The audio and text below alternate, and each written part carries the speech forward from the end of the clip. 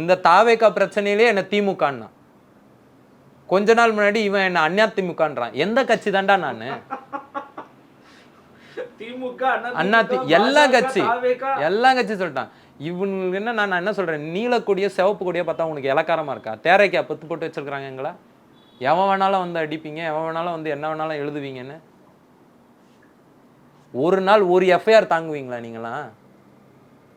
நாளைக்கே BJP suppose சும்மா சொல்றேங்க, திமுக ஆட்சி இல்லாம பிஜேபி இவெல்லாம் பேசுவான்னு நினைச்சிட்டு இருக்கீங்களா நீங்க? அன்னைக்கே எங்களை மாதிரி யாருன்னா ஒருத்தன் தான் பேசிட்டு இருப்பான். அவங்களுக்காக நீங்க தான் நிக்க போறீங்க. கண்டிப்பா. நான் ஒன்றும் பெரிய ஆள்லாம் இல்லைங்க, என்ன மாதிரி நிறைய பேர் இருக்கிறாங்க. எத்தனை தோழர்களை இவனுங்க விமர்சிக்கிறாங்க. இந்த வளர்மதின்னு ஒரு தோழர், அவங்கள அப்படிதான் போட்டானுங்க. இந்த சாலமன் ஒரு தோழர், அவரை வந்து என்ன போடுறானுங்க, லாரி வந்து இது பண்ணாரு, கொலை மிரட்டல் விட்டாரு லாரி டிரைவருக்கு, எது மணல் கொள்ளையை தடுத்ததுக்கு. இப்படி இவனுங்க போலீஸ் ஒரு வகையில் பண்ணதுன்னா, இவனுங்க உட்காந்துக்கிட்டு பண்ற அல்சாட்டி இருக்குல்ல.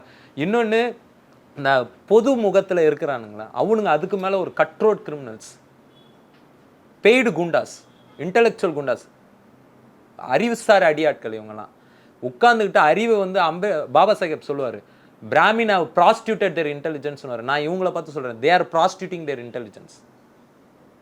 அவன் அறிவை வந்து விபச்சாரம் செய்கிறாங்க. ஆமாம், அறிவு வந்து எதுக்கு பயன்படணும்? நீ அறிவை பார்த்து ஏன் அச்சப்படுற? உங்கள் தரப்பில் இருக்கக்கூடிய மதிவதனி ஒரு முறை சொன்னாங்க, அறிவை பார்த்து இவர்களுக்கு பயம். நான் சொல்கிறேன், இவங்களுக்கும் பயம். அறிவை பார்த்து இவனுக்கும் பயம். எவன் அறிவை பேசினாலும் பயப்படுவான்.